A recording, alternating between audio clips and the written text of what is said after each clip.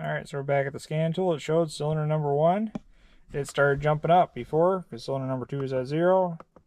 And now cylinder number 3 is at 0, 0. So, that showed all my misfires moved up to cylinder number 1. Obviously, it's not doing any more right now because the engine's off to be able to shoot this video in the garage. But, that showed our misfire has moved to cylinder number 1. It is the coil packs. So, you're going to replace them one by one. That is an option. But the way I look at it is, if one's going bad, the rest are probably following suit here pretty soon. And when they go, you have major problems. On the dash, the check engine light will start flashing at you. Your traction control will kick off. And you're kind of dead alongside the road again. So, I recommend just doing them all. It sucks. Hate to spend the money.